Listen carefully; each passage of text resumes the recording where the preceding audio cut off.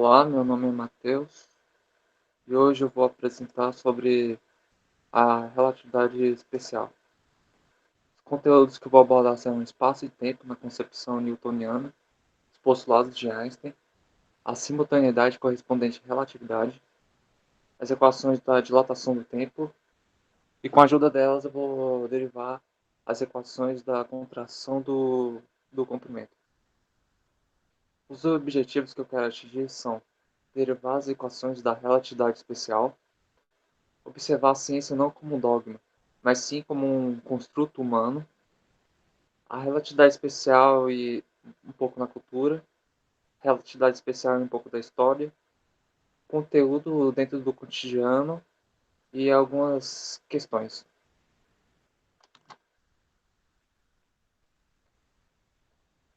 Vou abordar a mecânica newtoniana. A mecânica newtoniana é marcada com a publicação dos princípios matemáticos da filosofia natural, em 1687 por Newton. Nela, Newton descreve a sua visão de como a natureza funciona, por meio de princípios matemáticos. Nesse livro, Newton aborda suas grandezas fundamentais, que são o espaço e o tempo. Fundamentais por quê? Porque a partir delas podemos derivar todas as outras grandezas, como, por exemplo, velocidade. Velocidade é a variação do espaço em relação ao tempo. A aceleração é a variação da velocidade em relação ao tempo, certo? Newton talvez tenha se sentido um pouco constrangido ao atribuir ao espaço uma certa realidade. Mas se ele queria dar uma clareza para os seus princípios matemáticos da filosofia natural, ele tinha de fazê-lo.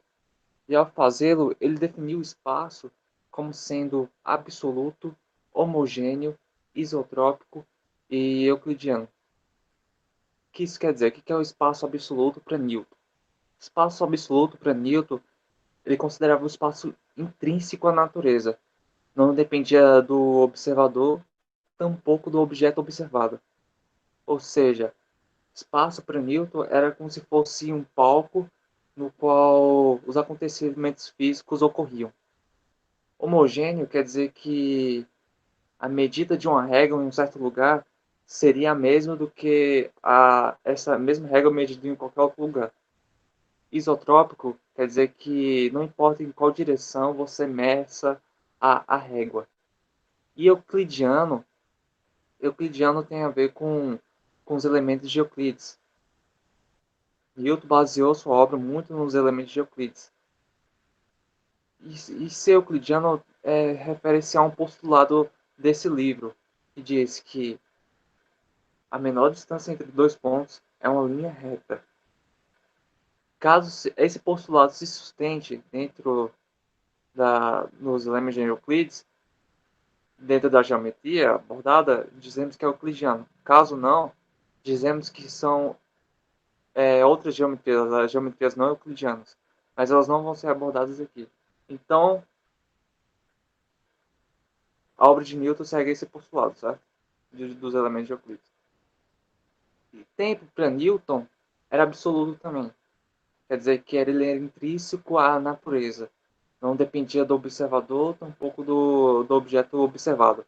Era homogêneo, quer dizer que a medida do tempo em uma certa localidade era a mesma do que em outra localidade. Não variava. Isotrópico quer dizer que não importa em qual direção a gente analisa o tempo na evolução do universo. E se passaram quase 300 anos para que esse cenário fosse subvertido, esse cenário mudasse, com a publicação da relatividade especial por Albert Einstein. Mas podemos ver porque isso talvez tenha acontecido, porque a obra de Newton ela prevê com bastante precisão os fenômenos que ocorrem no nosso cotidiano. Mas quando a gente vai considerar a velocidade da luz, isso foge da nossa intuição. E E essa quebra de paradigma realizada por Einstein tem a ver com a velocidade da luz, certo?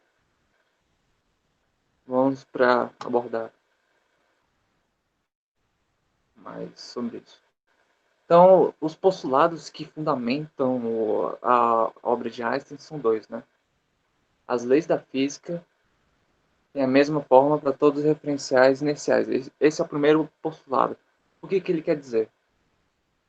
Quer dizer o seguinte: imagine você no espaço, sem nada, tudo vazio, escuro. Você pode se considerar em repouso, certo? E agora, imagine que existe uma luz se aproximando, ela vai se tornando cada vez mais nítida. E você percebe que é uma pessoa, certo? Vamos chamá-la de Maria. E ela passa por você, certo? Ou seja, nessa situação você pode se considerar em repouso e a Maria em movimento. E da perspectiva de Maria, o que ela veria? Ela estaria no espaço, poderia se considerar em repouso, veria também uma luz nítida, uma luz se aproximando e se tornando cada vez mais nítida. E ela percebe que é você. E você passa por ela. Essa é a percepção de Maria. Ela poderia se considerar em repouso e você em movimento. Quem está certo? Quem efetivamente está em repouso e movimento retilíneo uniforme. Isso enuncia o princípio da relatividade, que diz que não dá como distinguir se estamos em repouso ou movimento retilíneo uniforme, caso sejamos observados por um referencial inicial, que esteja livre de forças. Aqui consideramos que todos estão livres de forças. Se você, por exemplo, no espaço vazio, não estivesse livre de forças, você sentiria que estaria em movimento. Isso é intrínseco. Ou seja, quando há uma força atuando em você, você vai saber que você está em movimento. O segundo postulado fala que a velocidade da luz independe da velocidade relativa. A velocidade da luz independe da velocidade relativa entre a fonte e o observador. Certo? Vamos imaginar uma situação aqui. Vamos imaginar que você esteja em uma montanha, certo? E ocorre uma avalanche. Para você fugir dessa avalanche, você tem que se correr na direção e sentidos contrários a ela, certo? Vamos supor assim, para diminuir a velocidade relativa. Nesse caso, você pode diminuir a velocidade relativa se movimenta em uma direção e sentidos contrários. Mas e a luz? Será que isso funciona para a luz? Por exemplo, imagine que aqui seja o raio laser, certo? Está emitindo um raio laser. O equipamento aqui está emitindo um raio laser. Se eu movimentar o meu braço aqui, será que o movimento do meu braço vai modificar a velocidade da luz? De acordo com esse postulado, não. E de acordo com vários experimentos que foram realizados ao longo do tempo, também não. Um dos experimentos que eu quero mostrar aqui diz respeito a duas estrelas binárias que estão se eclipsando. Vou mostrar aqui. Certo? São duas estrelas binárias. O que os astrônomos fizeram? Quando a estrela está vindo em nossa direção, eles mediram a velocidade da luz emitida por essa estrela. E o que eles obtiveram foi que a velocidade da luz continua sendo a velocidade da luz, independente do movimento da estrela, que é a fonte. Eles também mediram quando a estrela está se afastando de nós. Tá? Está se afastando. A gente esperaria que a velocidade da luz, nesse caso, seria menor. Mas o que foi observado é que a velocidade da luz continua sendo a velocidade da luz. Ou seja, está de acordo com o segundo postulado de Einstein.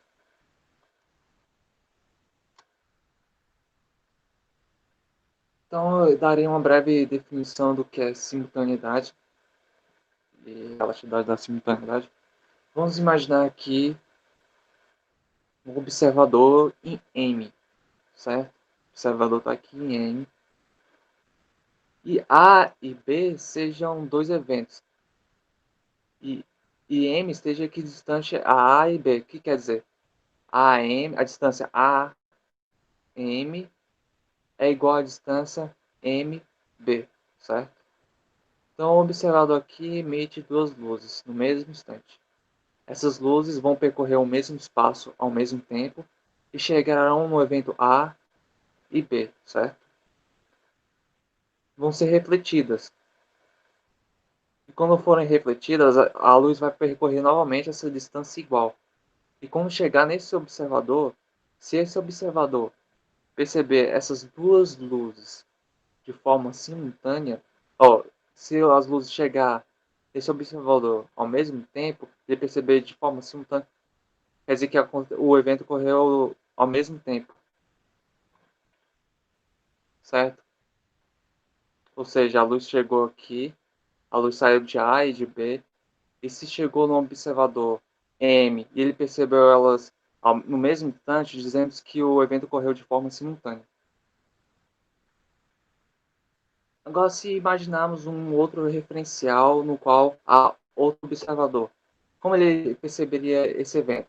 Se ele estivesse com velocidade constante em relação a esse referencial aqui, ele também veria esses dois eventos A e B ocorrendo de forma simultânea. Daí a palavra relatividade da simultaneidade, certo?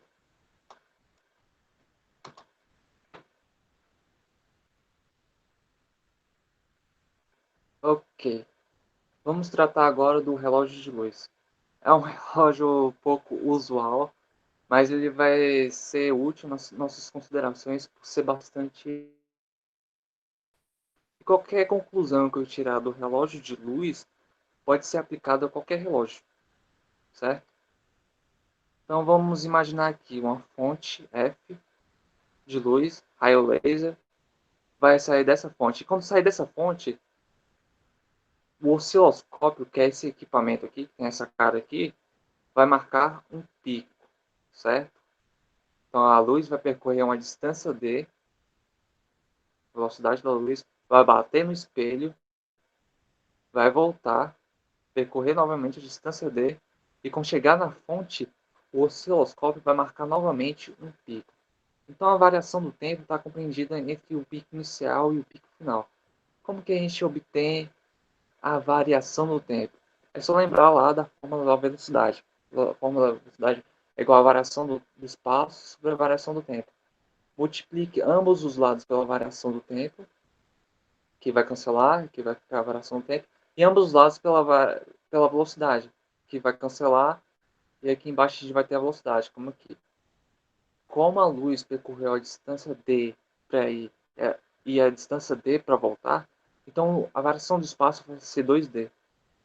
E como a velocidade aqui considerada é a velocidade da luz, colocamos aqui c. Então a variação do tempo vai ser 2d sobre c. Certo?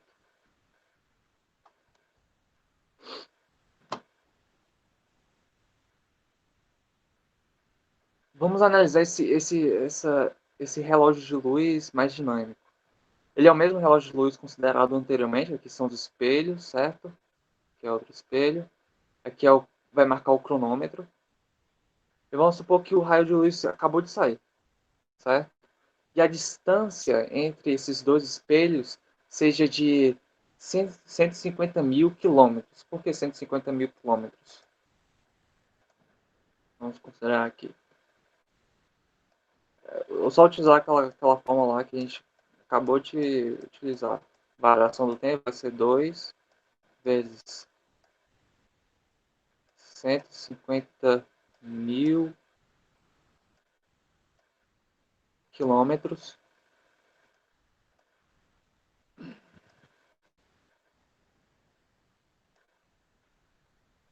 E aqui lembre que é a velocidade da luz. Então, é aproximadamente 300 mil quilômetros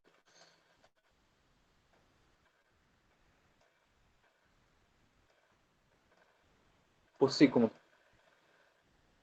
certo?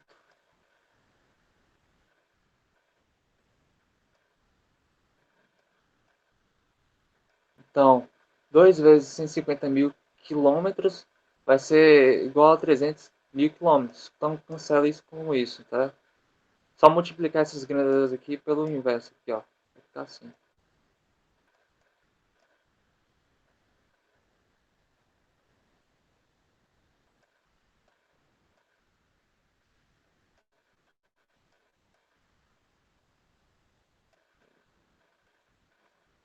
Então, quilômetro cancela quilômetro, certo? Então vai sobrar 1 segundo. Então, aqui tem que marcar 1 segundo, caso a distância seja essa. Então vamos ver.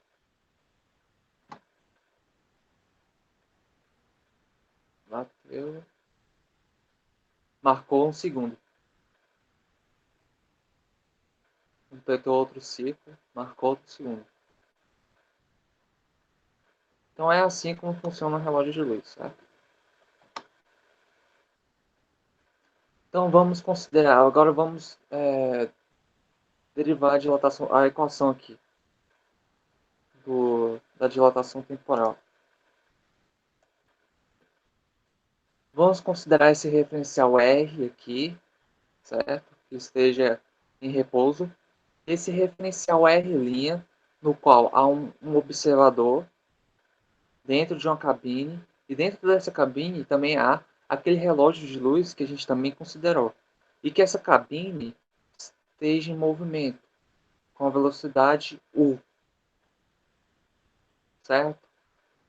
Como esse observador dentro dessa cabine observaria o evento do relógio de luz? Como que ele observaria? Só lembrar do princípio da relatividade, que, que diz que quando uma pessoa está dentro de uma cabine, está tá tá em movimento retilíneo uniforme, ele não dá para saber se está em movimento retilíneo uniforme ou em repouso. Ou seja, nesse caso aqui ele pode se considerar em repouso, dentro da cabine. Então ele vai ver, como a gente considerou antes, a luz indo percorrendo a distância D e voltando à distância D, verticalmente, certo? O observador dentro da cabine.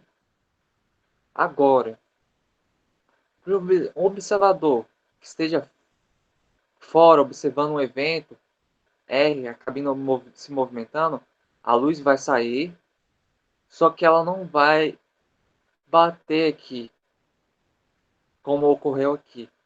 Pelo fato da cabine estar em movimento, a luz vai percorrer essa trajetória aqui oblíqua, inclinada, e atingir aqui, porque quando o tempo passa, a cabine não vai mais estar aqui, ela vai estar aqui, mais à frente, então vai percorrer essa trajetória oblíqua.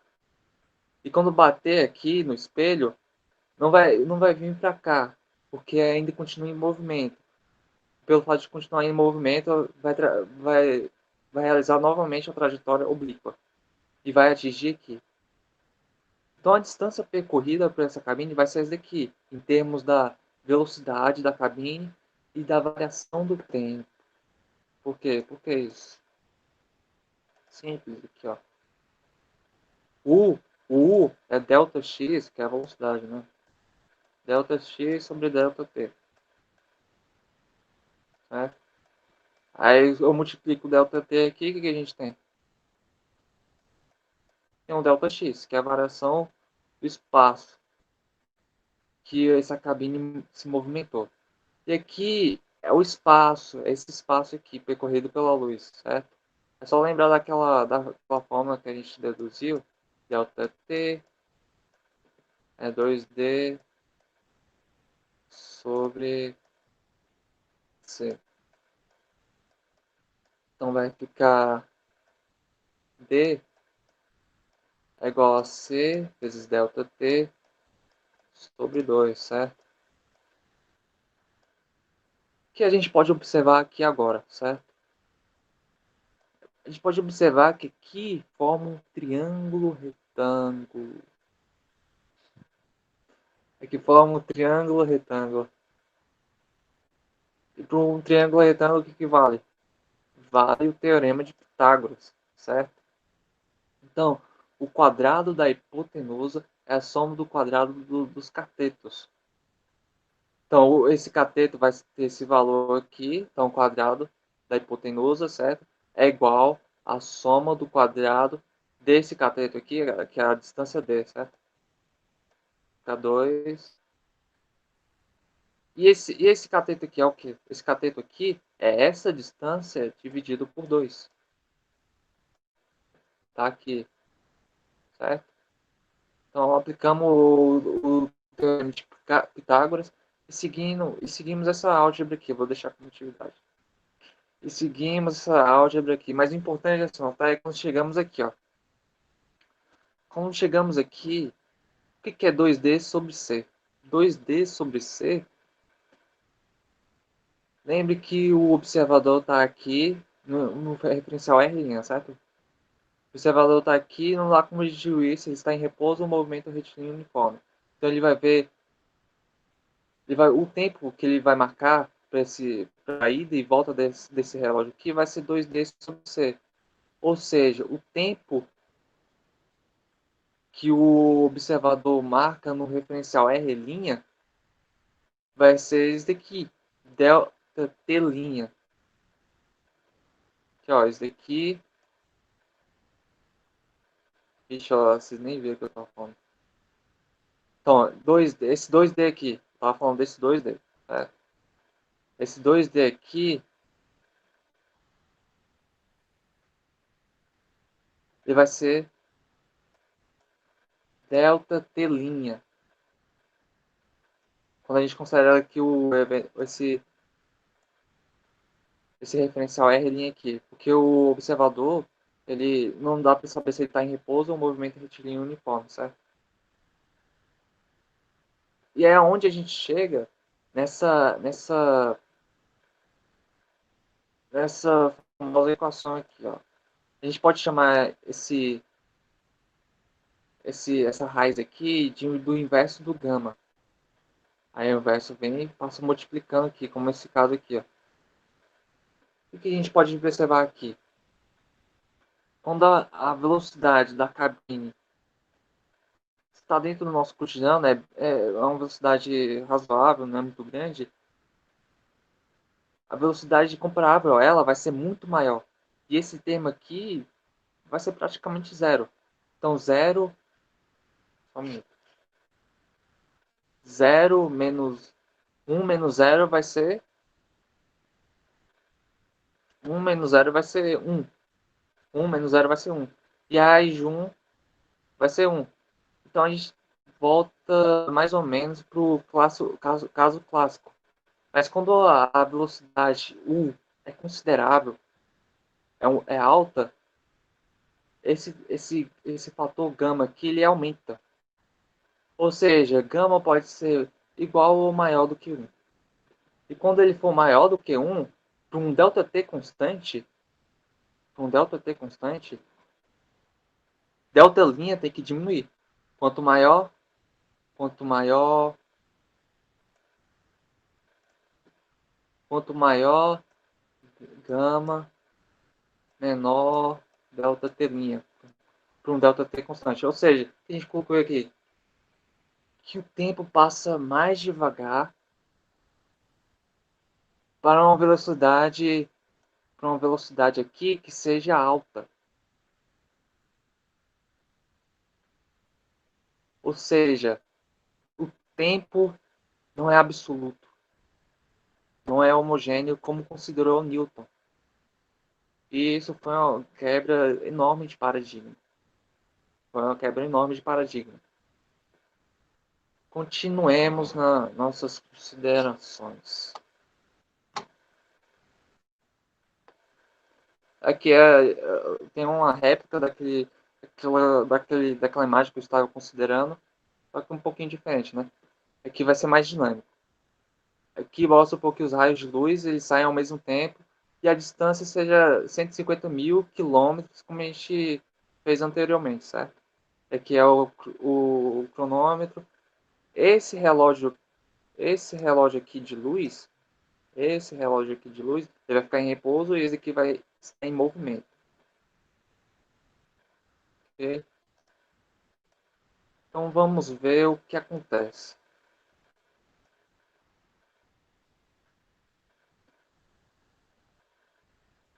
Olha, observe, quando esse completou um segundo, esse daqui ainda está por completar o movimento. Olha só.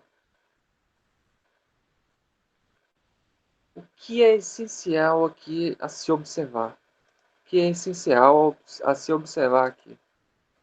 O essencial a se observar é que, enquanto no relógio em repouso, o raio de luz tem que percorrer essa distância aqui que eu estou marcando em vermelho, essa distância aqui em vermelho, o raio de luz que está aqui no relógio em movimento, ele tem que percorrer essa distância aqui, ó, muito maior, muito maior. E é só lembrar do segundo postulado de Einstein. O segundo postulado de Einstein fala que a velocidade da luz ela independe do movimento da fonte, ou seja, a velocidade da luz vai continuar sendo a velocidade da luz independente do movimento desse desse desse relógio aqui, independente desse relógio aqui. Ou seja, para uma mesma velocidade, para comprimentos diferentes, sendo esse daqui maior, a luz vai demorar mais para percorrer esse comprimento aqui do que demoraria para esse aqui. A luz vai demorar mais para percorrer esse comprimento porque ele é maior. Se ela vai demorar mais para percorrer esse comprimento maior, o ciclo vai demorar mais para se completar. Então, esse é o essencial se observar, que a distância percorrida pelo raio de luz é maior. E tanto maior será, quanto maior a velocidade desse relógio de luz. Quanto maior for a velocidade do relógio de luz, o comprimento de onda, ou o comprimento que a luz vai ter que percorrer vai ser mais ou menos aqui, ó. Vai ser muito grande. Então, tanto mais ele demorará para completar o ciclo. É só lembrar lá daquela aquela fórmula que a gente achou. Delta T igual a gama delta T'. Então, quanto maior a velocidade,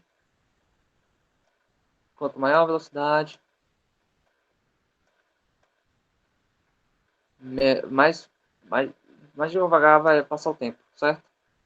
Para um delta T constante, certo?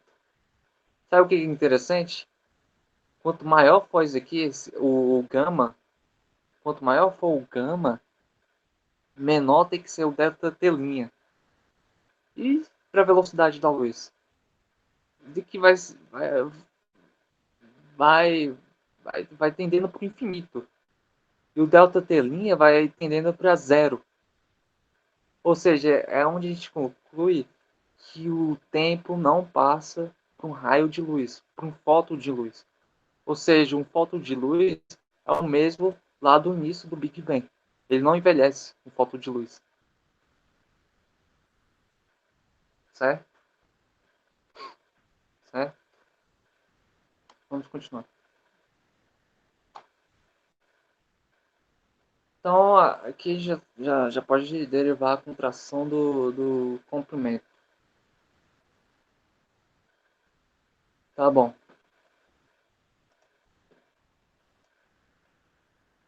Aqui é o referencial R, certo? Está em repouso. Há um observador aqui nesse referencial R, né? Aqui é uma régua. A régua tem um comprimento x2 menos x1, certo? E aqui temos o referencial R', tá com a velocidade U aqui, certo? Então, qual vai ser o comprimento medido por um observador em R? Qual vai ser o comprimento medido pelo observador dessa régua aqui? O comprimento medido vai ser U, vezes a variação do tempo. Só lembrar novamente aqui, delta x sobre delta t, cancela, entendeu?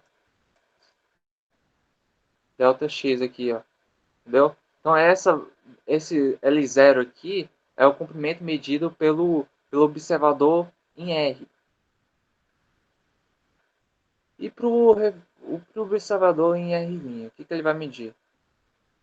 Lembrando lá do princípio da relatividade, que diz que não dá para distinguir se a gente está em repouso ou movimento retilíneo uniforme, caso não haja influência de forças, certo? Referencial. Então, o observador que está nesse referencial R' aqui, ele pode se considerar em repouso, certo? Ele pode se considerar em repouso. Enquanto o referencial R, ele se move da direita para a esquerda. Então, o comprimento medido pelo observador em R' U, vai ser U, vezes a variação do tempo que o observador em R' observa, o delta T'. Então, a gente tem o comprimento aqui L', certo? Então, vamos passar isso para cá. Mas delta T' é igual a isso aqui, ó. Delta T' é delta T sobre gama. Então a gente pode substituir aqui, ó. Vai ficar isso daqui. Mas o que é U delta T? O que é U delta T? U delta T é o comprimento L0, medido pelo observador no referencial R. Então, o que a gente vai obter é L0 sobre gama. Com nossas considerações anteriores, nós sabemos que gama é igual a 1 ou maior do que 1, certo? Ou seja, então, L' vai ser igual a L0 sobre gama. Ou seja, se gama for maior do que 1, se a velocidade for considerável, se for uma velocidade considerável em relação à velocidade da luz, vou escrever aqui de uma maneira aqui, mais simples.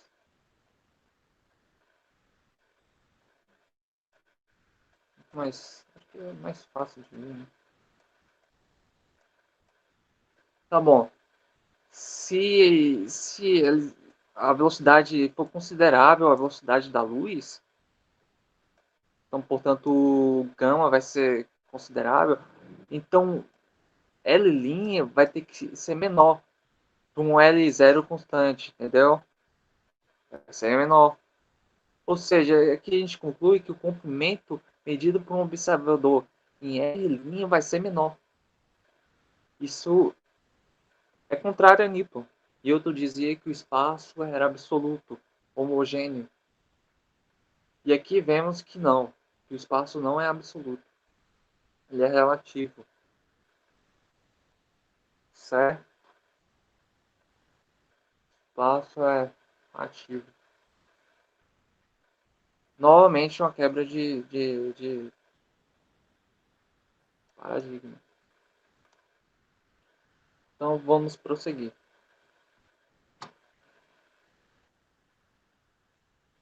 Aqui eu trouxe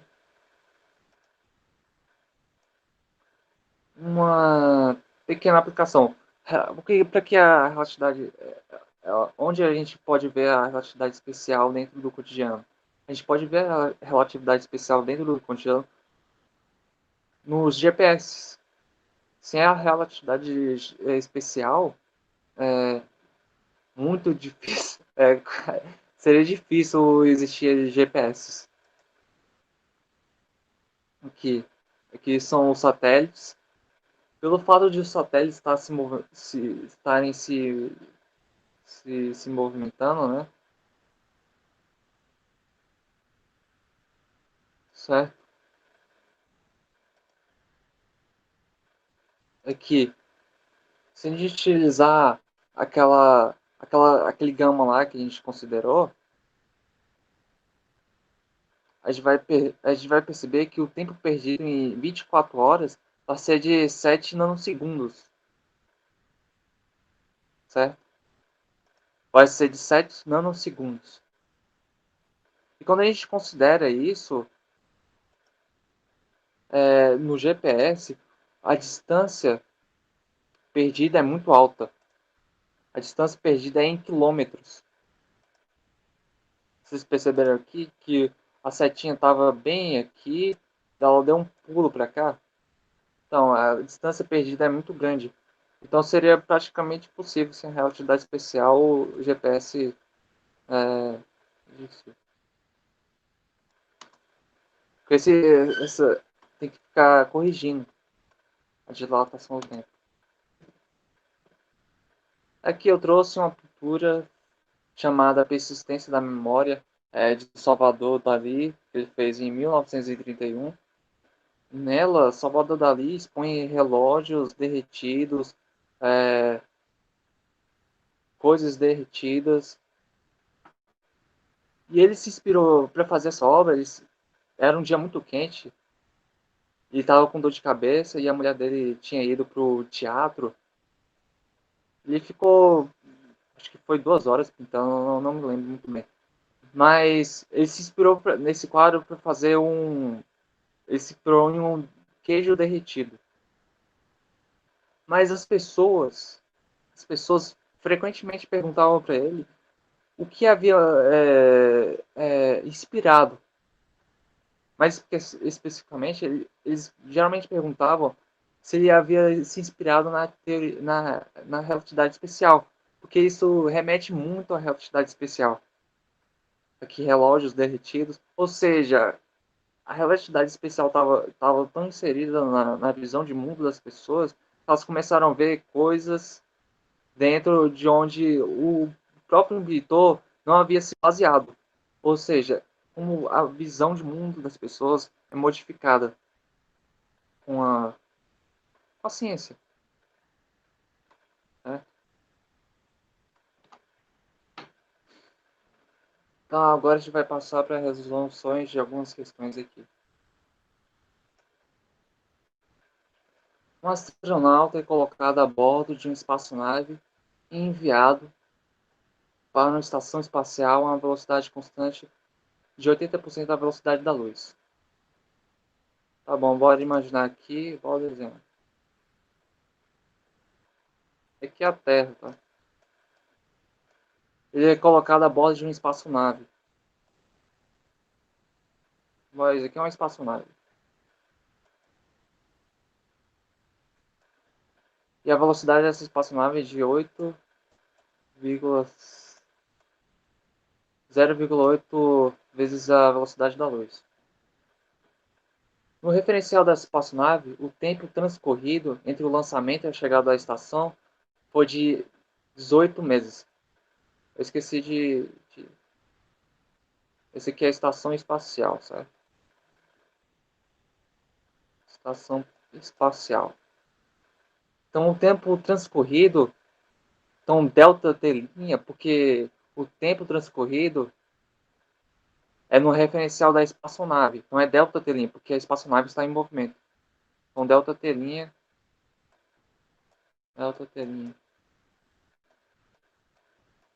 12 meses, certo?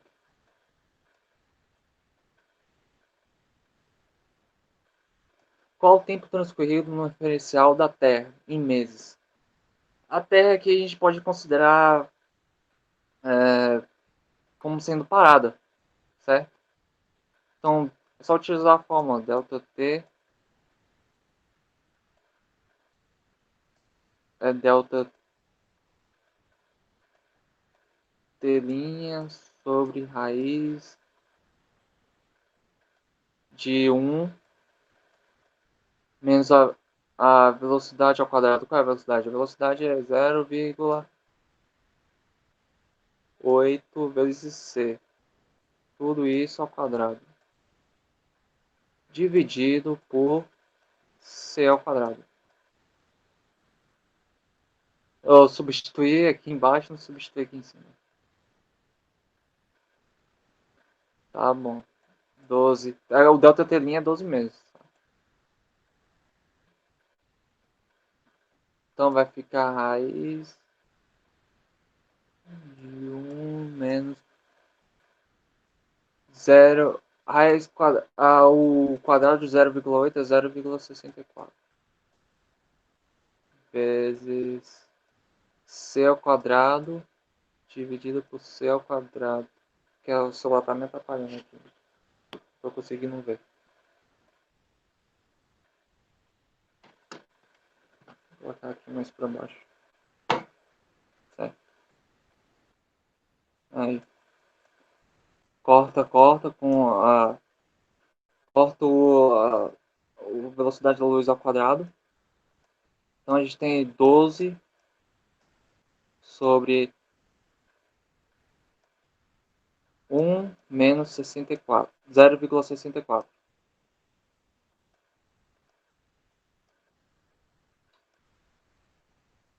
Certo?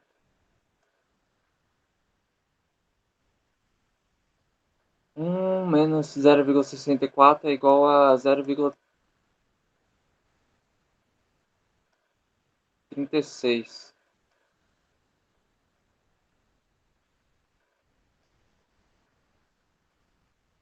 Vou passar isso para cá. Raiz de 0,36 é 0,6. Isso aqui é 20 meses.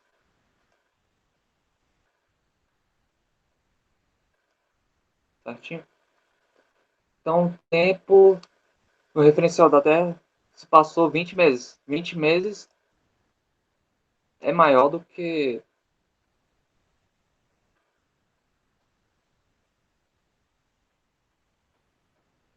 12 meses. Né?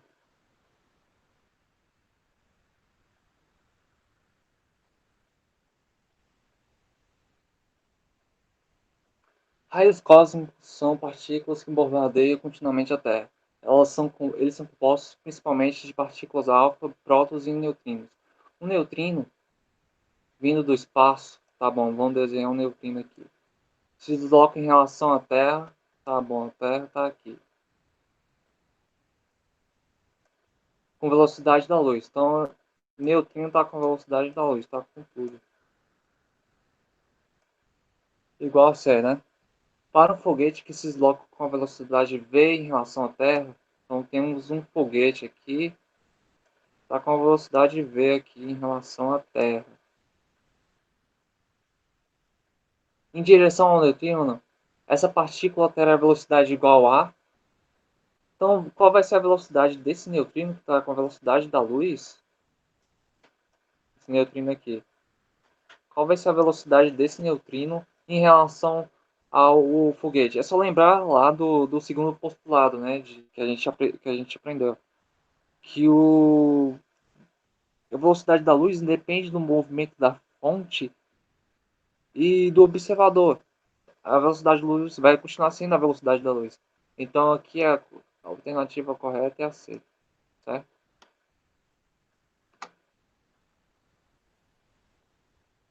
Vamos resolver essa aqui.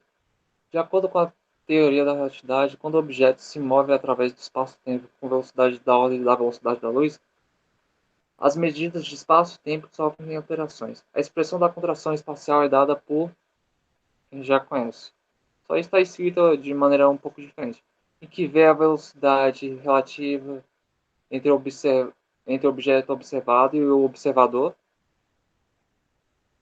C é a velocidade da propagação da luz no vácuo. L é o comprimento medido para o objeto em movimento. O L aqui é o L', só lembrar. L'. E L0 é o comprimento medido para o objeto em repouso. A distância Sol e Terra já envolveu o Sol e a Terra aqui. O Sol está aqui e a Terra está aqui. Para a distância Sol-Terra para um observador fixo na Terra é esse comprimento aqui, L0. 1,5 vezes 10 a 11 metros. Para um neutro com velocidade v, essa distância é de...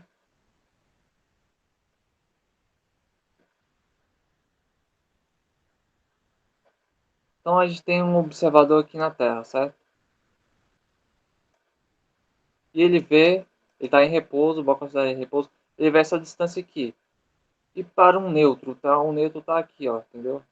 O neutro está aqui com a velocidade 0,6 vezes c. 60% da velocidade da luz.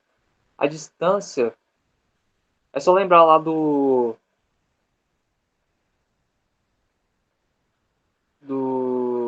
princípio da relatividade. A gente pode considerar um neutrino parado, enquanto o Sol e a Terra eles se movimentam da esquerda para a direita, certo? A gente pode considerar isso. Então, como vai ficar? Vai ficar o L', então a gente tem que medir o L'. O L0 é 1,5 vezes 10 a 11 vezes 1 menos. O V é o que mesmo? Cadê o V? O V é 60% da velocidade da luz. Tudo isso ao quadrado. Sobre c ao quadrado. Isso tudo elevado à raiz. Então isso vai ser... Aqui já pode ver que c ao quadrado cancela com c ao quadrado, certo? E vai ficar 0,6 elevado ao quadrado. 0,6 elevado ao quadrado é 0,36. Então vai ficar 0,36. Vai ficar 1 menos 0,36. E 1 menos 0,36 vai ficar 0,36. Não, 0,64. É, aqui.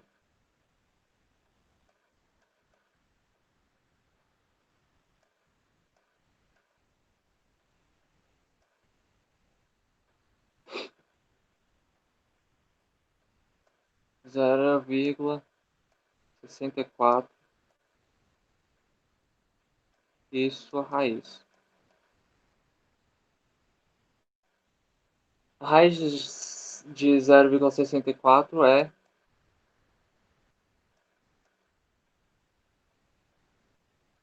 A raiz de 0,64 é 0,8. 0,8.